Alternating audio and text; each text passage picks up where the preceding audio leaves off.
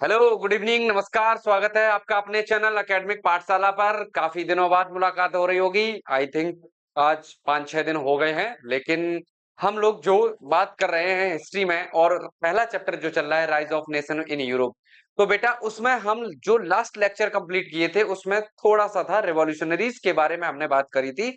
और उसके बाद अगला जो हमारा टॉपिक है आज का वो आपको दिख रहा होगा क्या, कि एज ऑफ रिवॉल्यूशंस, जो आपके क्लास 10th का हिस्ट्री का चैप्टर जो चल रहा है काफी दिनों से, उसमें अब जो टॉपिक हमारा आज का है वो है एज ऑफ रिवॉल्यूशंस। और ये समय था बेटा कौन सा, 1830 टू 1848 तक। और यानी कि 1830 से 1848 तक के बीच का समय वो रहेगा यूरोप के अंदर बहुत ज्यादा मार काट बचेगी। और उसके बाद जो कंजर्वेटिस्ट लोगों ने अपनी पावर को रिगेन कर लिया था, मतलब 1815 में ट्रीटी ऑफ वियना के बाद, जो कंजर्वेटिस्ट टाइप के लोग थे जिसमें आते थे कौन, ब्रिटेन, रशिया, ऑस्ट्रिया, प्रूशिया, ये बड़े बड़े जो देश थे पावरफुल, इन लोगों ने पूरे यूरोप के अंदर कह सकते हैं हम मोनार्की को रिस्टोर करवा दिया था। आपने देखा फ्रांस में भी बर्बन डायनेस्टी को रिस्टोर करवा दिया था नेपोलियन को हराने के बाद, और लुइस 18 जो थे वो राजा बन चुके थे। ठीक है, तो यहां तक की कहानी हमें पीछे की याद होगी। जिसने भी याद नहीं है तो वो बच्चा लोग आप जाके देख सकते हैं पीछे की लेक्चर, उसमें आपको डिटेल में सारी चीजें एक्सप्लेन की गई हैं। और उसके बाद अब हम लोग आगे की चीजें अब सीखते हैं। ठीक है, तो यहां से देखो क्या होगा, कि जब कह रहे हैं कि हम सब जानते हैं कि जब कंजर्वेटिव रिजाइम जब आया था और इन्होंने अपनी पावर को क्या किया था, कंसोलिडेट कर लिया था, मतलब दोबारा से रिगेन कर लिया था, इकट्ठा कर लिया था। बहुत पावरफुल रूप से इन लोगों ने क्या किया था कि जो क्रांतिकारी लोग थे उनको दबा दिया था। पिछले लेक्चर में पढ़ा था ना कि जो क्रांतिकारी लोग थे, यानी कि जो रिवॉल्यूशनरी थे, वो अंडरग्राउंड हो गए थे। और उसके बाद अंडरग्राउंड होने के बाद उन्होंने कुछ सीक्रेट सोसाइटी बनाई थी अपनी, ठीक है, क्रांति को चलाने के लिए, रिवॉल्यूशन को। अब यहाँ पर हम कह रहे हैं कि जो कंजर्वेटिस्ट लोगों ने अपने पावर को कंसोलिडेट कर लिया था, तो जिसमें उसके बाद कह सकते हैं liberalism and nationalism came to be increasingly associated with revolution in many regions of Europe such as Italy, Germany, और उसके बाद ऑटोमन एम्पायर के कुछ राज्य थे, आयरलैंड, पोलैंड, यानी कि इन सभी जगहों पर अब जो लिबरल्स थे और नेशनलिज्म को सपोर्ट करने वाले जो लोग थे, ये लोग बड़ी जोर शोर से अब फिर से जुटते हैं एक साथ और रिवॉल्यूशन को आगे बढ़ाने की कोशिश करेंगे। यहीं से वो कौन लोग, लिबरल्स और कह सकते हैं नेशनलिस्ट टाइप के जो लोग हैं, वो लोग ये यहाँ पर आपस में एक साथ आते हैं। और उसके बाद कई क्षेत्रों में जैसे कि इटली, जर्मनी, ऑटोमन एम्पायर के अंदर यानी कि टर्की वाला जो एरिया था वो, और आयरलैंड, पोलैंड, इन सभी जगहों पर इस टाइप के लोग फिर से इकट्ठे होंगे और फिर से जो है रिवॉल्यूशन को आगे बढ़ाएंगे। यानी कि जो भी क्रांति चल रही थी इनके यहाँ पर अपना अपना एक इंडिपेंडेंट नेशन बनाने के लिए, वो क्रांति को अब ये लोग फिर से आगे बढ़ाएंगे। और उसके बाद these revolutions were led by the liberals nationalist. याद रखना, ये सभी क्रांतियां यानी कि कह सकते हैं किसके द्वारा चलाई जा रही हैं, आगे बढ़ाई जा रही हैं, जो लिबरल्स टाइप के थे। ये बात हम लोग शुरू से ही करते आ रहे हैं कि लिबरल्स और रेडिकल्स यही वो लोग थे जिन्होंने यूरोप के अंदर बड़े स्तर पर बदलाव लाने की सोची, यानी कि एक लार्ज स्केल पर ये चेंजमेंट चाहते थे सोसाइटी के अंदर। और यहीं से इन लोगों को क्या बोला गया, liberal nationalist, belonging to educated middle class elite. और ये किस वर्ग से बिलोंग करते थे, मैंने आपको शुरू से ही बताया कि ये सबसे एजुकेटेड पर्सन थे। जिसमें कौन कौन शामिल थे आपने देखा क्या, कि professor, school teachers, clerks, member of the commercial middle class, ये डॉक्टर्स भी थे, छोटे मोटे बिजनेसमैन भी थे, ये सब लोग मिडिल क्लास के अंदर आते थे और यही लिबरल्स कहलाते थे। ये पूरे सोसाइटी के अंदर चेंजमेंट चाहते थे। और एक कमी भी थी इनकी, वो मैं आपको बता चुका हूं क्या, कि इन्होंने यूनिवर्सल अडल्ट सफरेज का सपोर्ट नहीं किया था। यानी कि केवल एक्टिव सिटीजन को वोट देने के समर्थन में ये लोग थे, लेकिन चाहते बहुत कुछ थे अच्छा। ठीक है, यूरोप में अच्छा होना चाहिए। तो आप देख रहे हैं कि यहाँ पर लिबरल्स जो हैं वो सब एक साथ आ चुके हैं और रिवॉल्यूशन को आगे बढ़ा रहे हैं।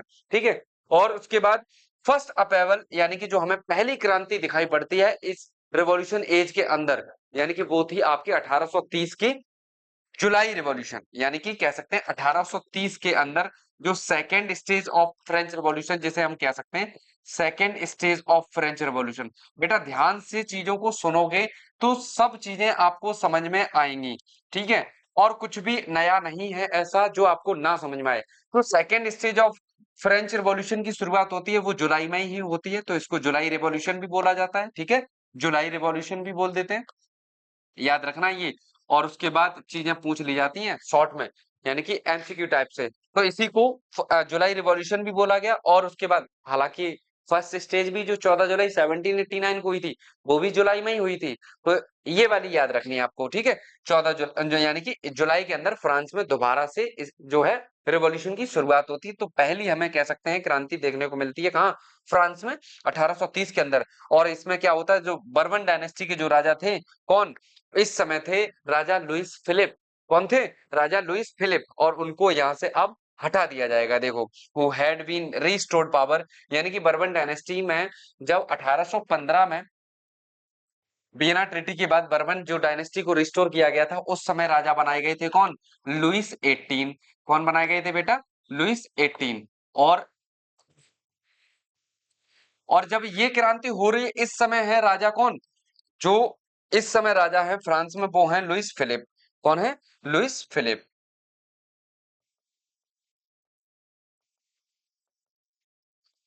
अब इतना आप समझ में आ गया होगा कि 1815 में जब बर्मन डायनेस्टी को रिस्टोर किया गया था, उस समय लुइस 18 राजा बनाए गए थे। फिर 1830 में जुलाई रिवॉल्यूशन की शुरुआत होती है, जिस समय राजा हैं लुइस फिलिप। और इनको अब क्या किया जाएगा, during the conservative recreation after 1815, यानी कि जो बर्मन डायनेस्टी को रिस्टोर किया, वर नाउ ओवरथ्रोन। अब इसको उखाड़कर फेंक दिया गया, यानी कि अब इनकी सत्ता इनसे छीन ली गई। और उसके बाद किसके द्वारा, रिवोल्यूशनरीज के द्वारा, who installed a constitutional monarchy with Louis Philippe at this head. और उसके बाद देखो क्या होता है, लुइस फिलिप जो थे, यानी कि इन्हीं के सानिध्य में, और यानी कि इन्हीं की अध्यक्षता में यहाँ पर क्या स्थापित की जाती है, कॉन्स्टिट्यूशनल मोनार्की। और उसके बाद वैन फ्रांस sneezes, तो एक व्यक्ति हैं मैट्रिंच करके, मैट्रिंच यानी कि जो ऑस्ट्रिया के चांसलर थे, ड्यूक मैट्रिंच, उन्होंने क्या कहा कि व्हेन फ्रांस sneezes तो the rest Europe catches cold. अब ये कह रहे हैं कि जब फ्रांस अगर छींक भी देना तो पूरे यूरोप को जुकाम हो जाता है भाई।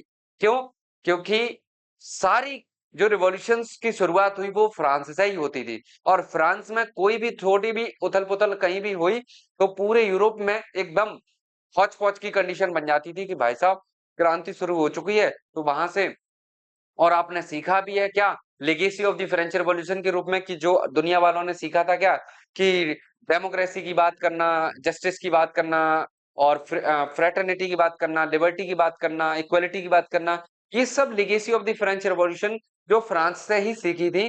तो दुनिया वाले अब समझ चुके थे कि फ्रांस एक पावरफुल कंट्री बन रहा है, और उसमें जो भी बदलाव आ रहे हैं वो पॉजिटिव चेंजमेंट है, तो वो होने चाहिए, क्योंकि ये व्यवस्था जो आएगी इन फ्यूचर वो अच्छी होगी।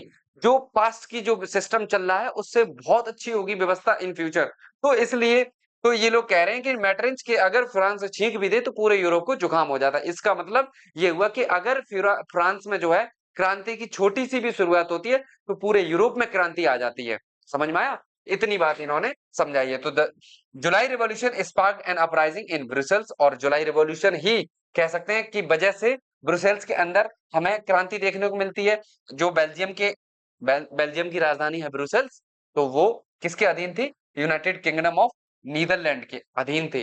कौन, बेल्जियम, यानी कि जो बेल्जियम छोटा सा कंट्री था वो नीदरलैंड के अधीन था। तो जैसे ही फ्रांस में उधर जुलाई रिवॉल्यूशन होता है, इधर बेल्जियम भी क्या करता है, अपने यहाँ पर क्रांति को शुरुआत कर देता है, ठीक है। और किससे अपनी आजादी प्राप्त करता है, किंगडम ऑफ नीदरलैंड से। इतनी बात आपको समझ में आ गई होगी कि बेल्जियम जो था, यानी कि बेल्जियम एक छोटा सा देश था जो बेल्जियम कह सकते हैं, और ये मतलब नीदरलैंड के अधीन था। अब यहां से इन लोगों ने, ये बेल्जियम है, ठीक, और बेल्जियम के लोगों ने अब अपने आप को आजाद कर लिया। समझ गए, जब फ्रांस में जुलाई रिवॉल्यूशन की शुरुआत होती है वैसे ही यहाँ पर भी शुरुआत हो जाती है, बेल्जियम के अंदर ब्रुसेल्स के लोग अपने आप को आजाद कर लेते हैं। An event that mobilised nationalist feeling among the educated elite across Europe was Greek war of independence. और उसके बाद देखो इसी के साथ काफी जो लोग थे वो एक साथ आते हैं, किस फीलिंग के साथ, कि नेशनलिस्ट फीलिंग को लेकर आते हैं और अपने वही लोग थे जो एजुकेटेड एलिट थे पूरे यूरोप के अंदर, ये लोग इकट्ठे होते हैं और यहीं से फिर ग्रीक वॉर भी यानी कि शुरुआत हो जाती है ग्रीस के अंदर। और जो किसका पार्ट था, ऑटोमन एम्पायर का पार्ट था, यानी कि ग्रीस जो था पहले ऑटोमन एम्पायर के अधीन था, जैसे कि बेल्जियम नीदरलैंड के अधीन था, ऐसे ही कह सकते हैं जो क्या कहते हैं ग्रीस, ग्रीस जो था, ग्रीस ये किसके अधीन था, ऑटोमन एम्पायर के बेटा, किसके अधीन था, ऑटोमन एम्पायर के, ऑटोमन एम्पायर। बहुत आराम से समझेंगे तो सारी चीजें समझ में आ जाएंगी। तो ये जो ग्रीस जो है छोटा सा देश, मैंने आपको बताया अभी क्या, कि जैसे ही फ्रांस में जुलाई रिवॉल्यूशन की शुरुआत होती है, वैसे ही यूरोप के अंदर बेल्जियम भी अपनी शुरुआत कर देता है रिवॉल्यूशंस की और अपने आप को नीदरलैंड से आजाद कर लेता है। उसके बाद ऑटोमन एम्पायर एक छोटा मतलब बहुत बड़ा एम्पायर था उस समय टर्की के अंदर, और इसके अधीन था ग्रीस। तो जैसे इधर क्रांति होती है तो ग्रीस वाले भी अपने आप को आजादी करने के लिए क्रांति की शुरुआत कर देते हैं और आजादी प्राप्त कर लेते हैं। इस तरीके से 15th सेंचुरी की बात थी ये।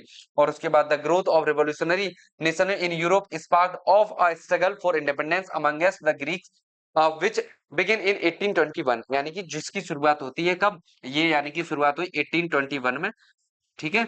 और उसके बाद ये लोग अपने आप को, इनके मन में भी जब नेशनलिस्ट फीलिंग को जो इमर्ज होती है तो ये लोग भी अपने आप को आजाद कर लेते हैं। तो nationalist in Greece got support from the other Greeks living in exile, यानी कि देखो ग्रीस के कुछ लोग ऐसे थे जो बाहर रहते थे दूसरे देशों में, उन लोगों ने भी सपोर्ट किया कि हाँ भाई हमारा देश एक इंडिपेंडेंट कंट्री होना चाहिए जो ऑटोमन एम्पायर से अपने आप को इंडिपेंडेंट कर ले। तो इन लोगों ने भी बाहर से सपोर्ट किया। और उसके बाद and also from many western best Europeans, और उसके बाद सोचो कई वेस्ट यूरोप के देशों ने भी इनका समर्थन दिया ग्रीस का, ठीक है।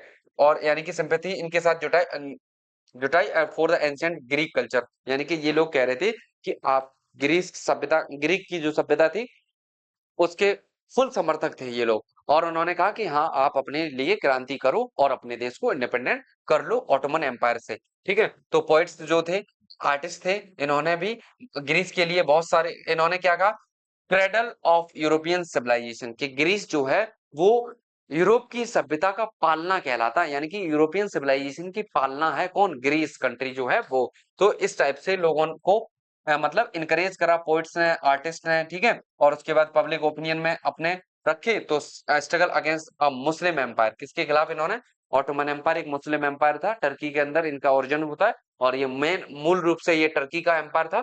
तो यहीं से कह सकते हैं ग्रीस वाले लोगों ने ऑटोमन एम्पायर के खिलाफ लड़ाई लड़ी। और इंग्लिश पोएट जो थे लॉर्ड ब्रायन, तो लॉर्ड ब्रायन जो organised funds and later went fight for the war in the war. और सोचो इन्होंने काफी फंड जुटाया और ये युद्ध में शामिल होते हैं, हालांकि इनकी कुछ वजह से जो है मृत्यु हो जाती है। देखो फीवर के चलते इनकी मृत्यु हो गई बेचारे। इन्होंने क्या किया, बहुत सारा पैसा फंड के रूप में इकट्ठा किया और उसके बाद ये युद्ध में शामिल भी हुए। लेकिन 18 सोचो 1821 में युद्ध शुरू हुआ और 1824 में इनकी मृत्यु हो गई। तो finally the treaty of Constantinople, अब देखो जब अंत में ट्रीटी होती है कॉन्स्टेंटिनोपल की, याद रखना कब, 1832 में, बहुत इंपॉर्टेंट है, याद रखना इंपॉर्टेंट है ये। कॉन्स्टेंटिनोपल की जो है ट्रीटी कब हुई, 1832 में, 1832 में। और reorganise Greece as an independent nation, और यहां से फिर ग्रीस अपने आप को क्या कर लेता है, इंडिपेंडेंट नेशन कर लेता है। यानी कि अपने आप को इंडिपेंडेंट नेशन के रूप में कब स्थापित किया ग्रीस ने, 1832 में, ठीक है, 1832 में। याद रखना ये चीजें। इस तरीके से अब दो देश इंडिपेंडेंट अपनी प्राप्त कर चुके हैं, एक तो फ्रांस पहले कर ही चुका है, तो फ्रांस के बाद अब यहाँ पर अभी हमने देखा कौन सा, बेल्जियम जिसने अपने आप को नीदरलैंड से आजाद किया, उसके बाद ग्रीस जिसने आपको ऑटोमन एम्पायर से आजाद कर लिया। अब कह सकते हैं एक सिलसिला जो है अपना एक इंडिपेंडेंट नेशन बनाने का, वो शुरुआत हो चुकी है। दो देश आपको नजर आ चुके होंगे, तीसरा फ्रांस तो है ही। और यानी कि इस तरीके से तीन देश जो थे एक इंडिपेंडेंट नेशन के रूप में स्थापित हो चुके हैं। आई थिंक ये सब चीजें आपको बिल्कुल सरल तरीके से समझ में आ रही होंगी कि जो हम चैप्टर लेकर पढ़ रहे हैं कि rise of nation in Europe, तो कैसे यूरोप में राष्ट्रवाद का उदय हुआ, वो चैप्टर जो हम पढ़ रहे हैं। और उसमें हमने ये सीख लिया है कि जो यूरोप पूरा छोटे छोटे साम्राज्यों में बटा हुआ है, कोई बड़ा देश छोटे देश पर कब्जा किए हुए है। जैसे कि अभी आपने देखा कि ग्रीस जो था वो ऑटोमन एम्पायर के अधीन था, बेल्जियम जो था वो किसके नीदरलैंड के अधीन था। फ्रांस भी कई छोटे-छोटे फ्रांस के ऊपर ट्रीटी ऑफ वियना के बाद बहुत सारे साम्राज्य स्थापित कर दिए गए थे, उसकी बाउंड्री के आसपास, जो किसने किए थे? कंजर्वेटिस्ट लोगों ने। तो यहाँ से अब आपको पूरी एक समराइज्ड वे में चैप्टर समझ में आ रहा होगा कि ये लोग चाह क्या रहे हैं। अपना एक इंडिपेंडेंट नेशन बनाना चाह रहे हैं और वो किसी तरीके से अपने आप को आजाद करना चाह रहे हैं, किसी भी तरीके से, ठीक है? और शुरुआत आपने देखी फ्रांस से हुई और उसके बाद बेल्जियम अपने आप को आजाद कर लिया, ग्रीस अपने आप को आजाद कर लिया। उसके बाद आप देखो, अब कुछ ऐसे लोग आएँगे बेटा कि जो ये कहेंगे कि केवल युद्ध और साइंटिफिक वैल्यू से ही हम अपने जो है नेशन को इंडिपेंडेंट नहीं कर सकते हैं। इसके लिए कुछ फीलिंग्स भी चाहिए होंगी, है ना? लोगों को सेंटिमेंटल रूप से उनको जोड़ना होगा कि लोग क्या करें, ट्राई करें कि हाँ, अपने देश की जो भी परंपरागत चीज़ें हैं, जो भी ट्रेडिशनल जो भी कल्चर है उनका, उसके साथ जुड़ेंगे। जैसे कि हम लोग suppose that we are Indians and we love our बहुत सारी चीजें हैं जैसे कि नेशनल फ्लैग और उसके बाद हमारा जो राष्ट्रगान है, राष्ट्रगीत है, हमारा जो तिरंगा है और भारत माता है, ये सब चीजें ऐसी चीजें हैं जो हमारे अंदर एक नेशनल आइडेंटिटी को क्रिएट करती हैं, जो हमें कहीं ना कहीं सामूहिक रूप से जोड़ने का काम करते हैं, यानी कि कलेक्टिव आइडेंटिटी हमें प्रोवाइड करती हैं कि हम सबका एक झंडा है, हम सबका एक देश है, हम सबकी एक एक पहचान है भारत माता के रूप में। जब भी हम कहीं भारत जाते हैं तो हम क्या कहते हैं, वी आर इंडियंस। तो हमें हमारी जो पहचान मिली है हमारे हमारे देश से मिली है हमें, है ना? तो ऐसे ही सभी देश वाले जो है अपना-अपना एक इंडिपेंडेंट पहले तो नेशन बनाने की सोच रहे हैं, लेकिन कुछ इसमें ऐसे लोग भी आएँगे जो कहेंगे कि भैया केवल लड़ाई और साइंस से ही, यानी कि टेक्नोलॉजी से, लड़ाई से, इन्हीं से जो है एक नेशन नहीं बन सकता।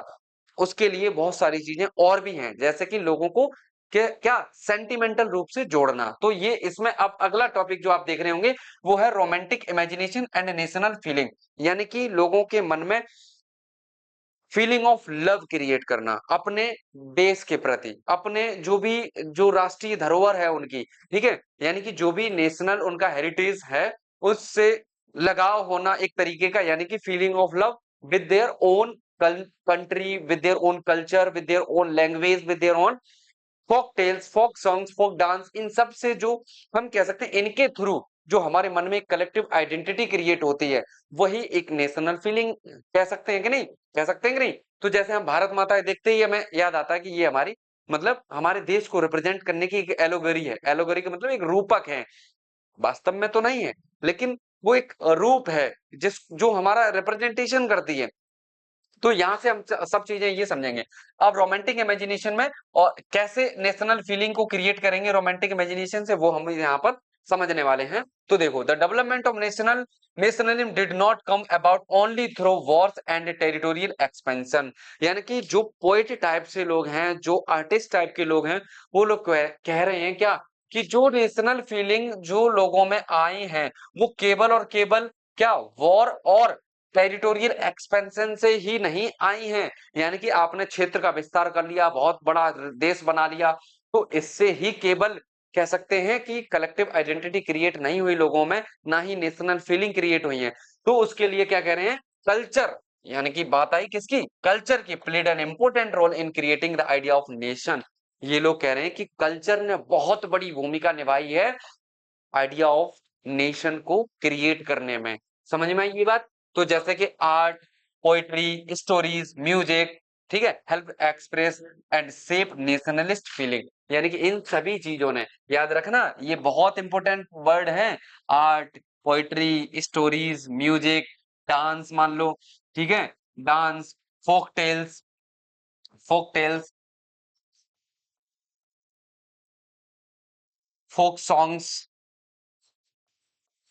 ये जो भी चीजें हैं और जो भी फोक स्टोरीज वगैरह होती हैं, इन सभी से हम कह सकते हैं हमारे एक अंदर ऐसी फीलिंग्स क्रिएट होती हैं जो हमारे एकदम रोंगटे सतर कर देती हैं, मतलब एकदम रोंगटे खड़े हो जाते हैं कि ये सारी चीजें जो हैं मतलब हमें कहीं ना कहीं जोड़ती हैं हमारे कल्चर के साथ, हमारी जो भी परंपरागत चीजें रही हैं, जैसे कि हमारा कोई डांस रहा है, कोई हमारी कहानी रही है, कोई हमारा सॉन्ग रहा है, इस टाइप की बहुत सारी चीजें होती हैं जो हमारे अंदर नेशनलिस्ट फीलिंग को क्रिएट करती हैं। तो इतनी बात बेटा समझ में आ गई होगी। रोमांटिक इमेजिनेशन का मतलब कोई वो रोमांस वाला मतलब नहीं है, यहाँ पर हमें हमें जुड़ना है किससे, और लोगों को जोड़ना है किसके साथ, यानी कि स्टोरीज से, आर्ट से, पोएट्री से, म्यूजिक से, डांस से, फोक टेल से, फोक सॉन्ग से, इनके थ्रू अपने देश के लोगों को अपने देश के लिए जोड़ना, उनके मन में एक कलेक्टिव आइडेंटिटी सेंस क्रिएट करना, इस टाइप से हम कह सकते हैं रोमांटिक इमेजिनेशन में ये हम लोग पढ़ते हैं। ठीक है, तो let us at look at romanticism a cultural movement, यानी कि अगर हम रोमांटिसिज्म का मतलब समझेंगे तो क्या था, एक कल्चरल मूवमेंट था जिसने जोर दिया किसके ऊपर, to develop a particular form of nationalist sentiment, यानी कि कह सकते हैं जो भी हमारे dance, folk tales, folk songs, poetry, art, music, इनके थ्रू जो हमारे मन में यानी कि जो नेशनल सेंटिमेंट क्रिएट होते हैं, यही तो क्या है, रोमांटिक इमेजिनेशन है, यही रोमांटिक इमेजिनेशन है। ठीक है, तो आपको समझ में आ गया, एक कल्चरल मूवमेंट है ये, क्या है, कल्चरल मूवमेंट, जो किस पर जोर देता है कि डेवलप करने के लिए किसको, एक particular form of nationalist sentiment को। तो romantic artist and poets generally criticise the glorification of reason and science, यानी कि जो रोमांटिक इमेजिनेशन है, रोमांटिक जो आर्टिस्ट हैं एंड पोइट्स हैं, ये जनरली किसको क्रिटिसाइज करते हैं कि जो रीजन एंड साइंस है, यानी कि केवल हम कह सकते हैं कि अभी मैंने बताया ना, केवल युद्ध करने से, केवल टेक्नोलॉजी को बढ़ा लेने से ही लोगों के मन में जो है नेशनल सेंटिमेंट्स नहीं क्रिएट होंगे। ठीक है, उसके लिए हमें इस टाइप की चीजों को भी बढ़ावा देना होगा। हमारे के जो भी ट्रेडिशनल आर्ट रही है, जो भी पोएट्री रही है, स्टोरी रही है, म्यूजिक रही है, और यानी कि जो भी dance, folk tales, folk songs, ये जो भी चीजें हैं, इनको हमें बढ़ावा देना होगा, इनके थ्रू हमें लोगों को जोड़ना होगा, तो एक कल्चरल मूवमेंट को बढ़ावा देना होगा।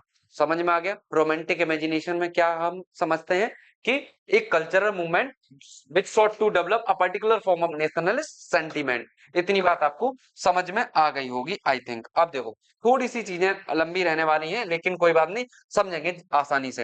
And focus instead on emotions, यानी कि वॉर और साइंस पे ज्यादा ये लोग उसकी आलोचना करते हैं, और ये जोर किस पर देते हैं, किस पर, इमोशंस पर, यानी कि इमोशनली अपने लोगों को जोड़ना है अपने कल्चर के साथ, यानी कि यही तो कल्चरल मूवमेंट है भाई।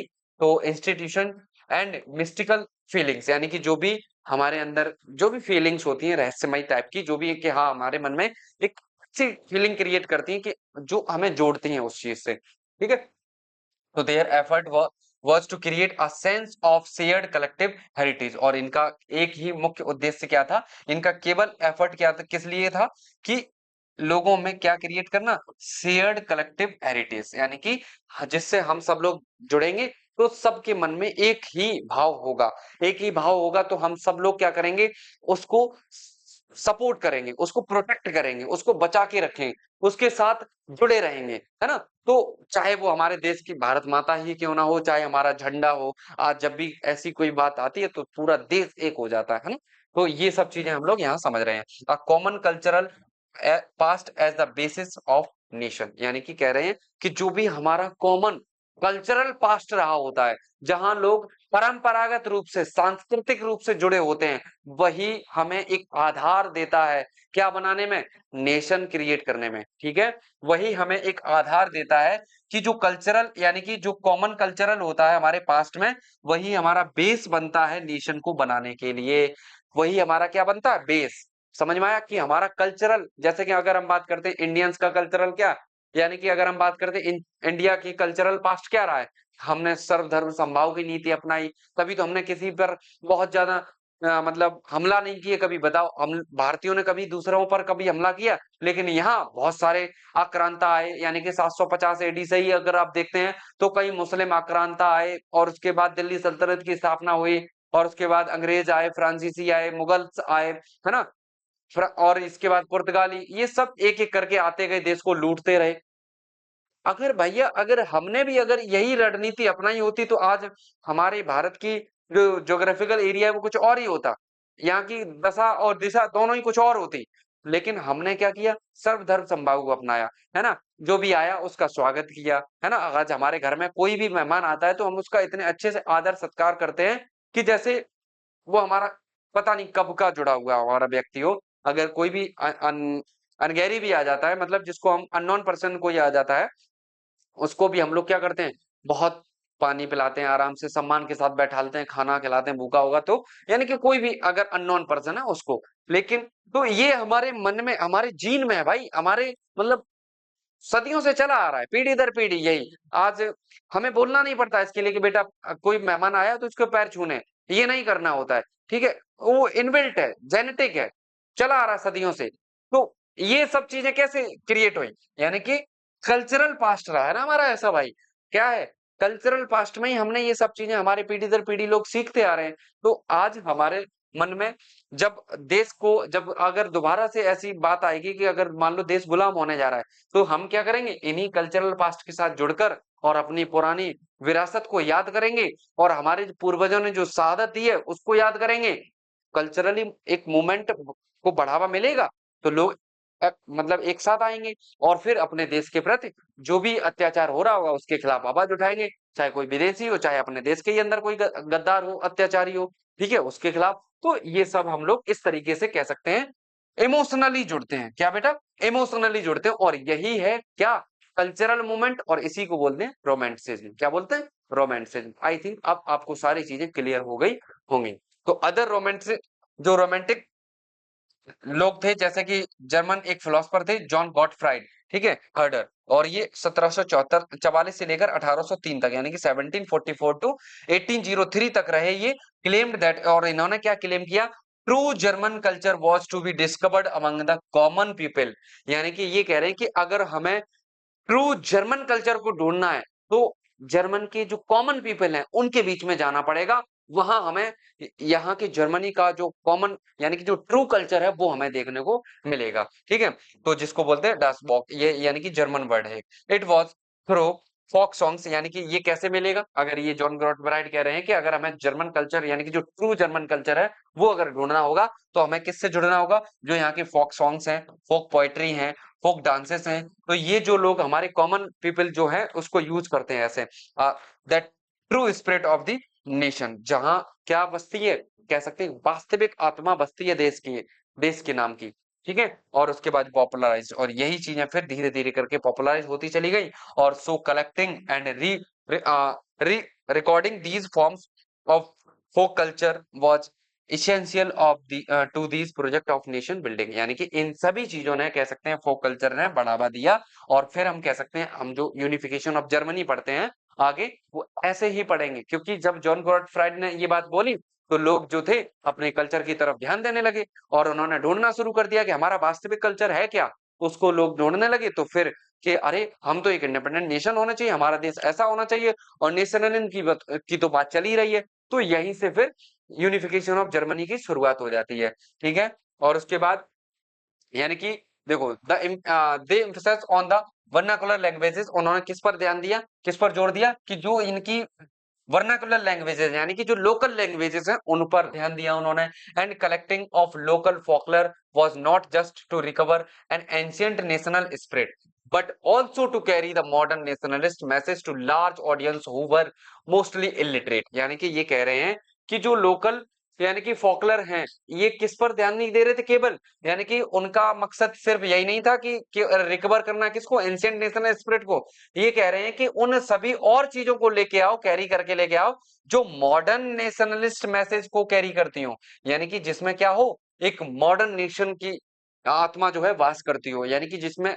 हम टेक्नोलॉजी को भी बढ़ावा दें इस तरीके से यानी कि अब थोड़ा उन्होंने बीच का रास्ता निकाला है क्या कि जो पुराना कल्चर था जहां कह सकते हैं कि केवल कल्चर से ही लोग जुड़े थे लेकिन अब जो लोग अपना नेशन बना रहे हैं वो कह रहे हैं कल्चर से तो जुड़ो ही जुड़ो लेकिन मॉडर्न तरीके से जुड़ो ठीक है मॉडर्न तरीके से जुड़ो तो this was specially so in case of Poland और यही हमें केस किस में देखने को मिलता है पोलैंड के अंदर कि पोलैंड भी इसी तरीके से अपने आप को जो है इंस्पायर कर लेगा जो रोमांटिक इमेजिनेशन यानी कि फोक टेल्स फोक सॉन्ग्स और फोक डांस इन सब से अपने आप को इंस्पायर करेंगे ये लोग पोलैंड के लोग तो ये लोग भी आजादी की लड़ाई लड़ने शुरू कर देंगे तो which had been partisans and the e- e- end of the 18th century by the great powers Russia यानी कि देखो क्या कह रहा है रशिया ऑस्ट्रिया प्रूशिया यानी कि इन सभी देशों के अधीन यानी कि जो पोलैंड था जब इन्होंने 1815 में ट्रीटी ऑफ वियना के बाद यानी कि देखो रशिया एक बहुत बड़ा कंट्री था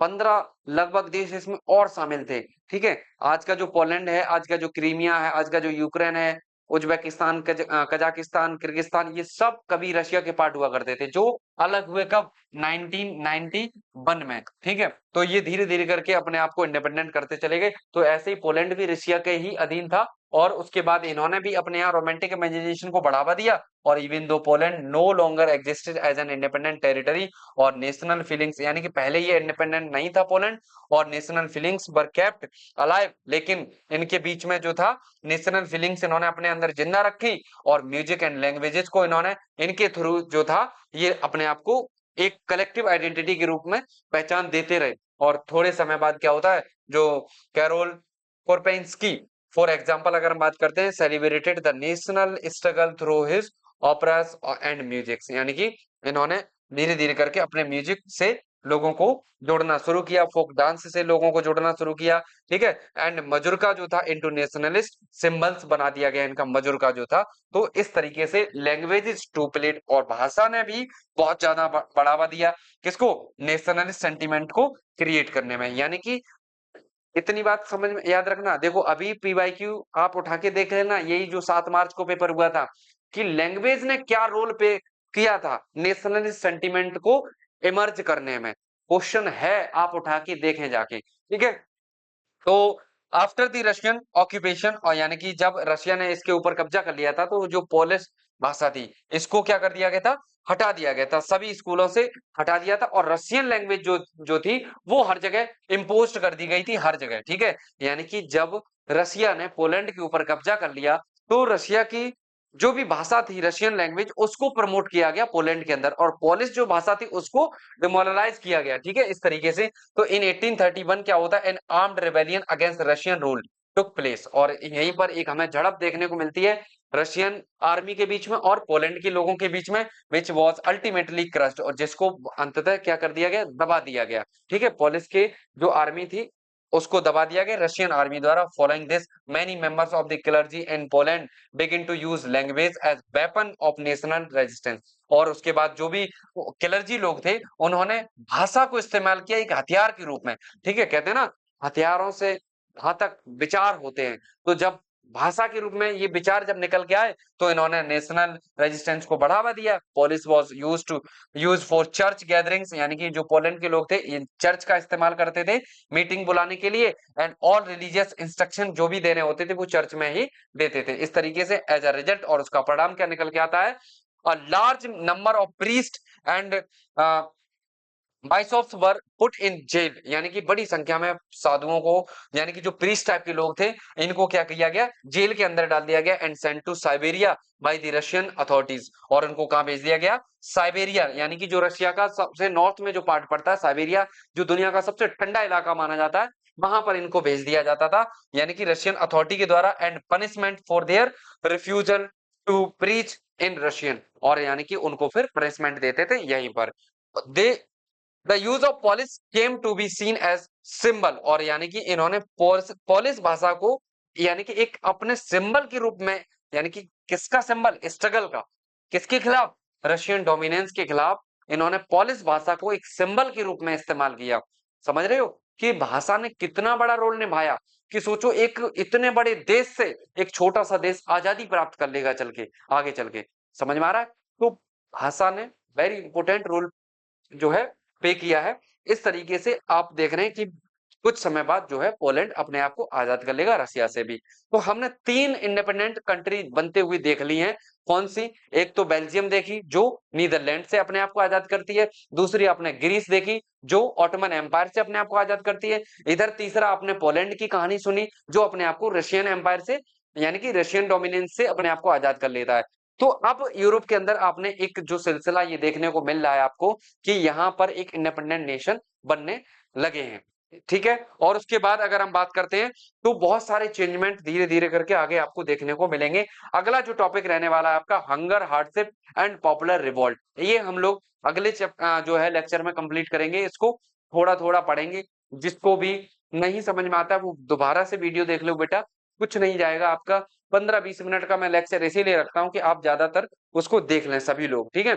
और वीडियो को शेयर किया करो, लाइक कर दिया करो, जिससे कि उन लोगों तक भी वीडियो पहुंचे जो लोग अच्छे स्कूल में अच्छी एजुकेशन नहीं ले पा रहे हैं, जहां अब जो शिक्षा है, एक शिक्षा के रूप में नहीं पढ़ाई जा रही है, जहाँ स्कूल वाले लोग जो हैं क्या करते हैं कि कोई भी टीचर मिले, पढ़वाना है उनको। क्यों? उनको तो बस काम चलाना है। लेकिन अगर आपको जहाँ भी समझ में आता है पढ़ाया हुआ, जैसे भी आपको जो भी अच्छा लगता है उसको आप पढ़ें, ठीक है? मेरे से समझ में आता है, आप मुझसे पढ़िए, कहीं भी रहिए, कैसे भी रहिए, ठीक है? कोई फ़र्क नहीं पड़ता। ऑनलाइन का ज़माना है, घर के एक कोने में बैठकर आराम से पढ़ाई करनी है और कोई टेंशन नहीं लेनी है।